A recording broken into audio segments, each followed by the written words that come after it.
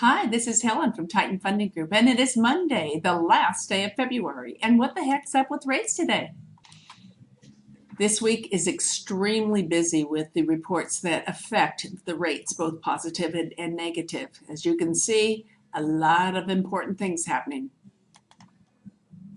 And on the rates go up category today, well, the Chicago PMI and the personal income reports came out, and both of them were more positive than expected. And therefore, remember, good news in the economy, bad news for rates. But on the other side, when the rates go down, personal spending, well, people are supposedly making more money, but we're not spending it.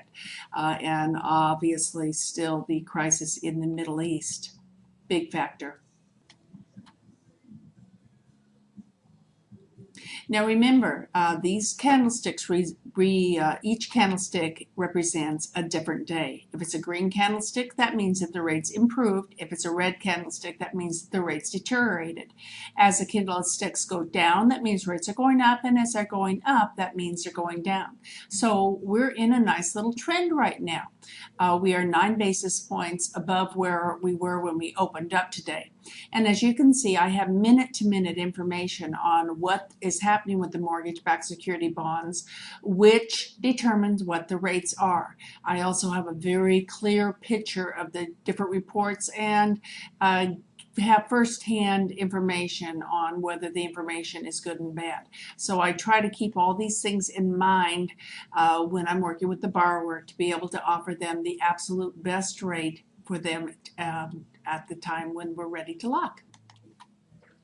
So once again, I'd like to share with everyone that there is a lot more to an interest rate than just quoting a rate. A lot of factors go into it. The first thing that all lenders have to factor in is the risk-based pricing. So as you can see, the credit scores over here and the loan to value over here. These are adjustments that have to be factored into the pricing of the rate. Also, the size of the loan, the type of loan, if it's a non-owner occupied, all these have to be factored into the rate. Also, cash out over here. So let me show you what the rates are.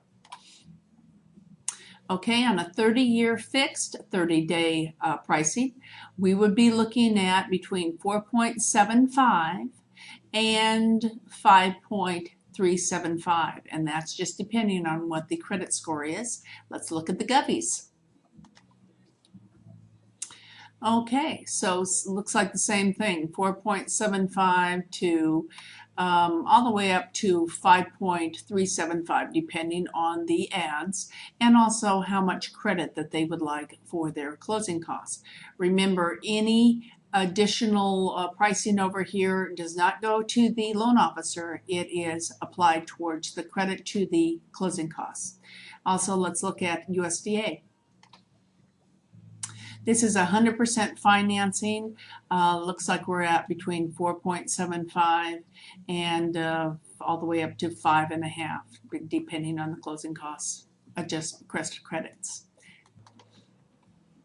So to put that in perspective, on a loan of $200,000, either on a 80% rate and term or a rate and term refi or a purchase transaction, if someone has credit score of 740 or above as their mid score, their rate today best rate would be 4.75, and this would be their principal and interest. They'd have an 8th credit towards their closing costs.